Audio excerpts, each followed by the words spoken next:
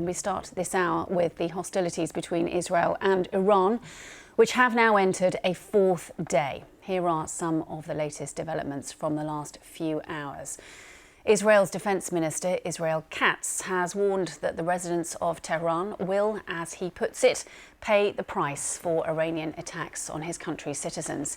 He says Iran has been deliberately targeting civilian areas.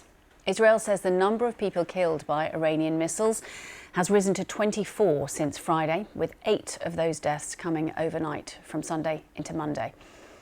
Iran's health ministry says that more than 220 people have been killed in Israeli attacks since Friday. The Israeli military says it hit a command center of Iran's elite Quds force in Tehran. And the Houthi militia in Yemen, a close ally of Iran, has launched more missile strikes against targets in Israel, triggering air raid sirens in several areas. Well, Israel says there have been missile attacks against Jerusalem and Haifa overnight, and also in Tel Aviv. Our BBC team there filmed these pictures.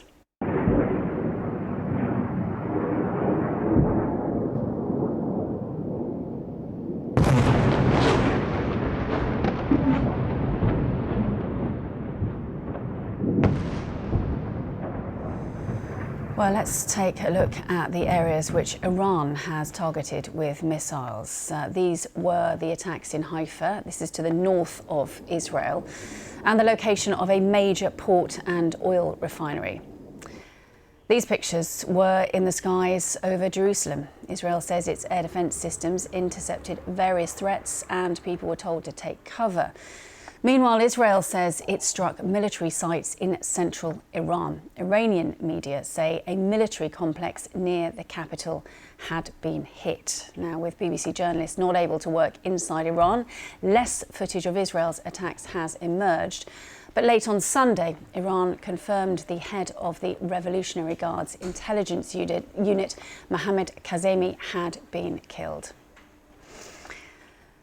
Well, let's speak to the Director General of the Middle East Association and former UK Ambassador to Iran, Nicholas Hopton. Mr. Hopton, thank you so much for joining us on BBC News. Yes, it's an area you know well.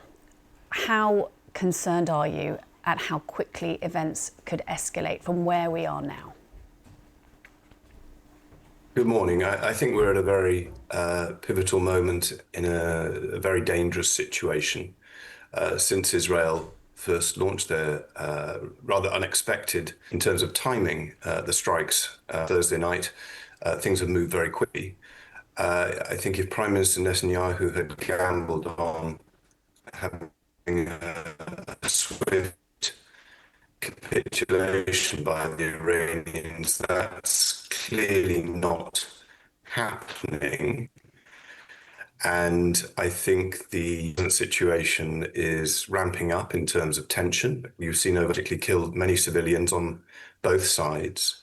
And I think today leaders comes at a very important moment, not least so that the President of the United States, Donald Trump, can set out his views and hear from his colleagues, because the position of the United States in this conflict will be very important to how it ends and moves forward in the coming days. Yeah, Mr. Hopton, we are having a fair bit of breakup on your line. I'm just going to persevere a little bit longer because I do want to hear, if possible, what you've got to say. So hopefully that line will settle.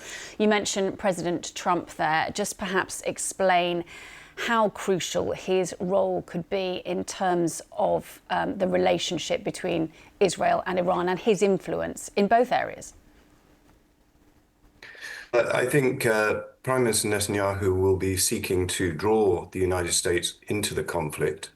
And obviously, what Donald Trump decides to do will be decisive. The President of the United States has made clear many times that he does not like the United States being involved in foreign wars. And at this stage, the United States has limited its role to helping to defend Israel from Iranian attacks, air attacks. Now, if the US were to take a more front foot approach and to be directly involved in targeting Iran, Iran has also said that will hold the United States responsible, and to a degree already do. That would lead to a rapid ramping up of hostilities, and I'm sure more bloodshed on all sides.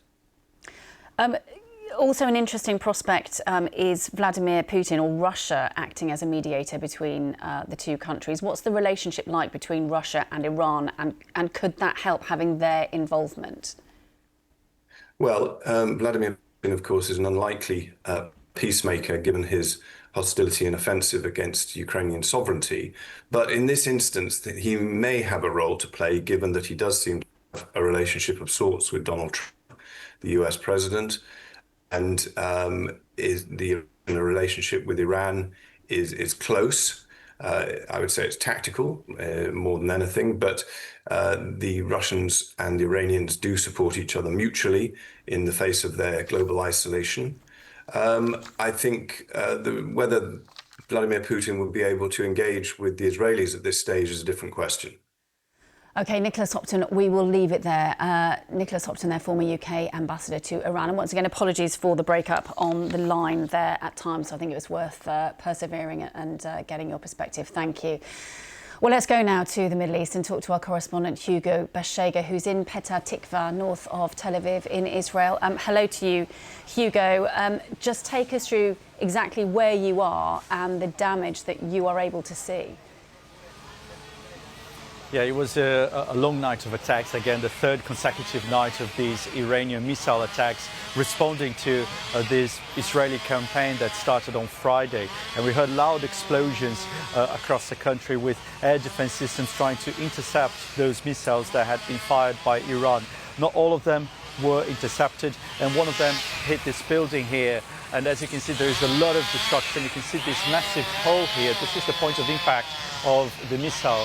And this is a 20-story building, residential area. There's a lot of damage as well to the nearby buildings. A lot of work here underway to clean up the rubble. There is, a lot of damage here, destruction to the cars that were parked here because of falling debris. So we've been talking to people, here, and also after a long weekend of attacks, and there is, a different feeling now because people felt they were protected.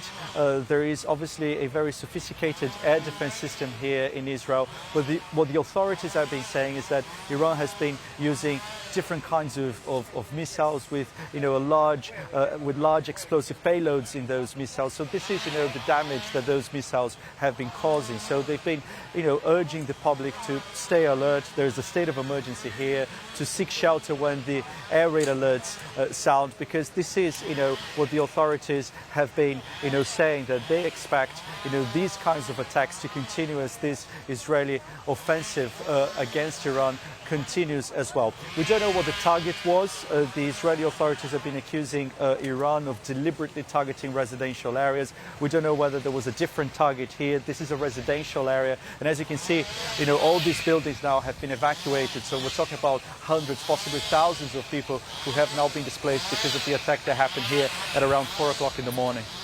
Yeah, and Hugo, just in the last few minutes, those updated casualty figures of 24 people killed in Israel since Friday. And it's interesting hearing you talking about Israeli people, because as you say, there is a very sophisticated anti-missile system in Israel. So missiles getting through, do you get a sense of surprise from people that actually these missiles are being able to break those defense systems?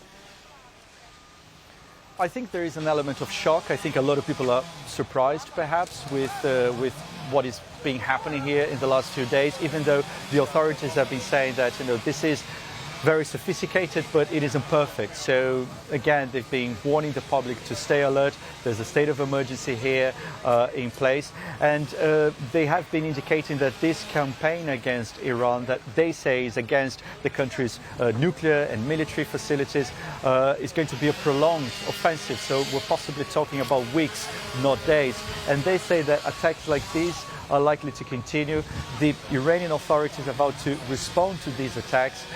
They have described these Israeli attacks as aggression, and that they have the right to defend themselves. So again, the message from the Israeli authorities to the population here is to remain alert, seek shelter. There is a very strong system in place, but it isn't perfect. OK, Hugo Bashega at Petah Tikva, just north of Tel Aviv. Thank you.